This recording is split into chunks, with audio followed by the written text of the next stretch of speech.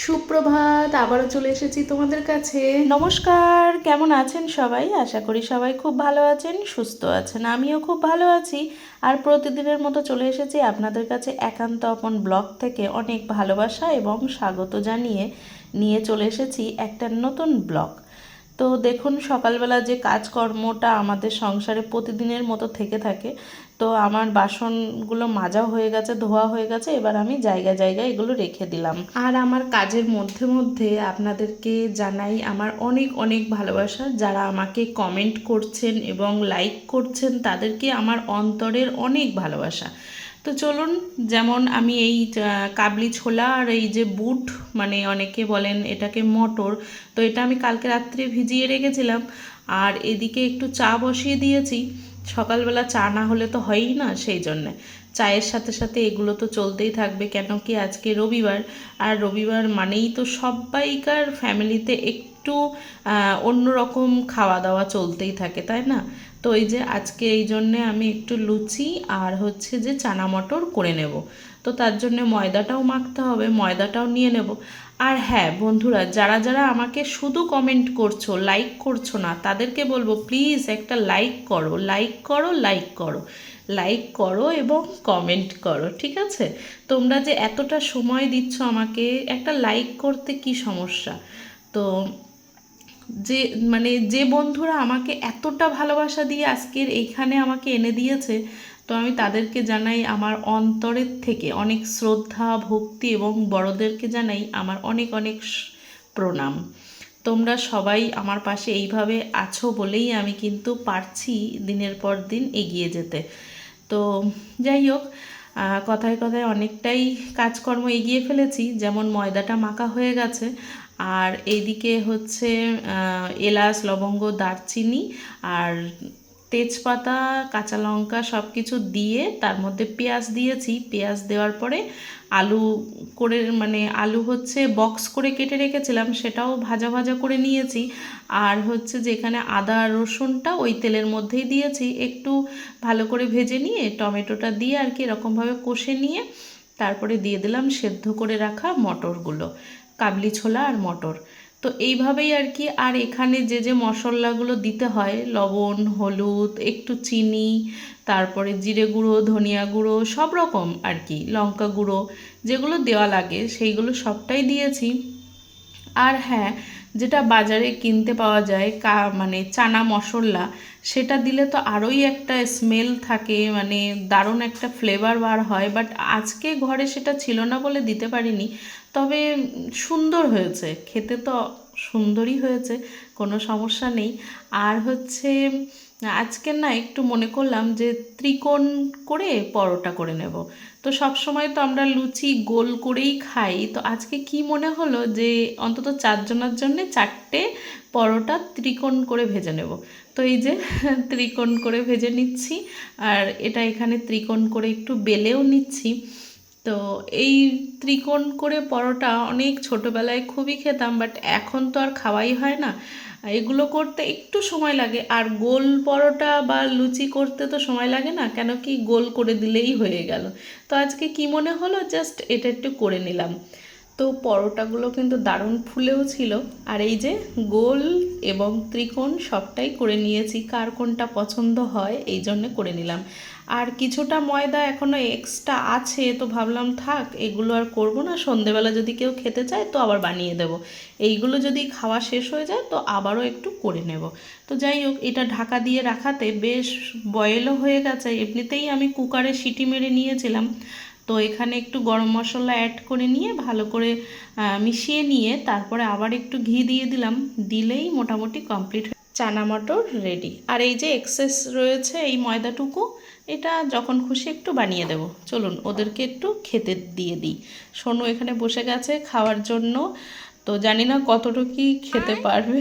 আমি তো এই যে ওদেরকে খাবার রেডি করে দিই, কে আবার কি খায় বুঝিই না। তো এই যে সোনুকে দুটো দিলাম। তো ওইদিকে মেয়েকে ডাকছি, ও এখনও পর্যন্ত আসছে না। তো বলছে রাখো গুছিয়ে, আমি আসছি। তো দেখুন সোনু আবার লুচিটা তুলে দিল, বলল আমি পরে নিচ্ছি। হ্যাঁ ঠিক আছে চলো। তো মেয়েকে এই দুটো দিলাম। আবারও মনে করছি ও আবার যদি তুলে দেয়, ওই জন্য আগে একটা পরোটা দিয়েছি আর একটা লুচি দিয়েছি, দুটো দিয়েছি, জানি না কি খাবে। তো এই যে ও বলছে ত্রিকোণ পরোটা খাবো না, শুধু লুচি খাবো।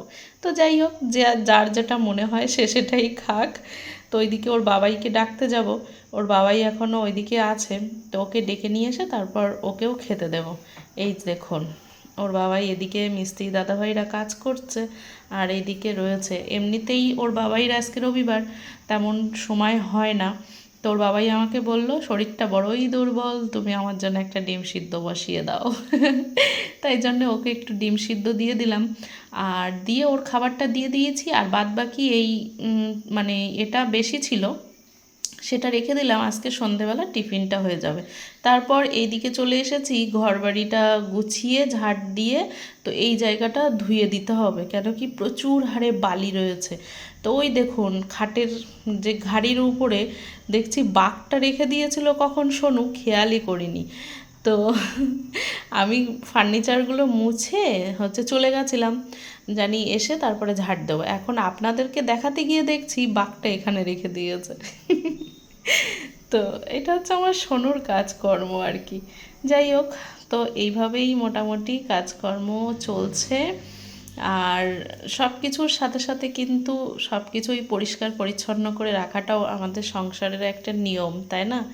তো এই যে একটু সব কিছু পরিষ্কার পরিচ্ছন্ন করে নিয়েছিলাম, তো যখন কাজ করে নিয়েছিলাম তখন আর আপনাদের সাথে শেয়ার করতে পারিনি। যাই হোক, এখন একটু শেয়ার করে নিলাম। তো ঘরটরগুলো মোছা হয়ে গেছে, আর এদিকে দেখুন এরা দুজন ঠাকুরের সেবা দিয়েছে, আর সোনু বাড়ি আছে মানেই চেরি ফল তুলেছে, আর ওর বাবাইকে বলেছিল মিষ্টি এনে দিতে। তো বলছে চেরি ফল যদি শুধু দিই তাহলে তো ঠাকুরের ঠান্ডা লেগে যাবে, মানে টক খেলে, তো একটু মিষ্টি দিলে তাহলে আর অসুবিধা হবে না। তো আচ্ছা, এই জন্যে চেরি আর রসগোল্লা দিয়ে আজকে ভগবানের ভোগটা দিয়েছে। আর এই দেখুন এইখানে আসলে কিন্তু ভগবানের কাছে আসলেই যেন আমার মনে হয় বারবার ক্যামেরাটা কেমন জানি বন্দি হয়ে যায়। জয় শ্রীকৃষ্ণা। পড়াশোনা করছো, করো, ঝটপট করো, লেখাগুলো যেন ঝটপট হয়ে যায়। রচনা কমপ্লিট তো? এবার ছড়া লিখেছি, দূরে দূরে গ্রাম 10-12 খানি, মাঝে একখানি হাট, সন্ধ্যায় সেটা জ্বলে না প্রদীপ, ঘুমাতে পারবে না ছাদ। আচ্ছা ঠিক আছে, আর দাকাও প্যারাগ্রাফটা, তাই তো? হ্যাঁ। এটা কমপ্লিট করে নাও। ঠাকুরের সেবা দিয়ে একদম তিলক তিলক কেটে। তিলক না, এমনি পাউডার যা জল মিক্স করে দিয়ে এর মতো কালার হয়ে গেছে। আচ্ছা আচ্ছা, খুব ভালো হয়েছে।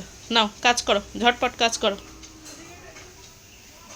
তো এখানে রচনা লিখছে, আর এদিকে মেয়েকে বললাম যে তুই একটু ডালটা ভাজতে থাক, আমি মানে যদি ভাজা ভাজা হয়ে যায় তাহলে জল দিয়ে দিবি, কেন কি আজকে মুড়ো ঘন্ট করব।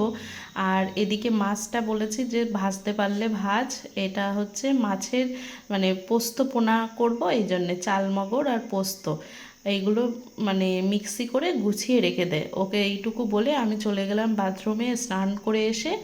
এই যে আমি কিন্তু স্নান করে চলে এসেছি, বাদবাকি কাজকর্মগুলো করব। মেয়ে দেখছি এখানে বেসনের ব্যাটারটাও রেডি করে রেখে দিয়েছে। এই দেখুন বেসনের ব্যাটারটা, তো বেগুনি করতে হবে সেই জন্য। তো আজকের মানে ওই যে চিকেন বা মাটন কিছুই হলো না, কেন কি কালকে আমরা খিচুড়ি চিকেন এগুলো খেয়েছি, এই জন্যেই আজকে হবে মুড়ো ঘন্ট, বেগুনি আর পোস্তপোনা, এটাই হবে আজকে দুপুরের মেনু। চলুন রান্নাবান্না করার পরে আপনাদের কাছে আসছি। আবার চলে এসেছি, আর সাথে কিন্তু আজকে দই আছেই, রবিবার মানেই দইয়ের হাঁড়ি থাকবেই থাকবে। আর হ্যাঁ, মাঝে মাঝে অবশ্যই থাকে, সপ্তাহে রবিবার অবশ্যই দই থাকে, আর একাদশীর দিন। এই যে মুড়ো ঘন্ট করে নিয়েছিলাম, এই যে খাবার টেবিলে সব কিছু সাজিয়ে নিয়েছি, আর সাথে কাগজি লেবু। তো মাটন চিকেন লাগবে না, এইরকম বাঙালিয়ানা রেসিপি কিন্তু মাঝে মাঝেই আমাদের খেতে ইচ্ছা করে, তাই না বলুন? এই যেমন পোস্তপোনা, মুড়ো ঘন্ট, বেগুনি, তাই না? আর সাথে তো দই রসগোল্লা আছেই। তো যাই হোক, সবাই তাহলে ভালো থাকুন, সুস্থ থাকুন। আমাকে এতক্ষণ সময় দেওয়ার জন্য তাদেরকে জানাই অনেক অনেক ধন্যবাদ। তো আবারও চলে আসবো আপনাদের কাছে একটা নতুন ব্লগ নিয়ে। আর যদি কোনো অংশ ভালো লেগে থাকে তাহলে কিন্তু লাইক, কমেন্ট অ্যান্ড সাবস্ক্রাইব করতে একদম ভুলবেন না। তো সবাই তাহলে ভালো থাকুন, সুস্থ থাকুন, টাটা।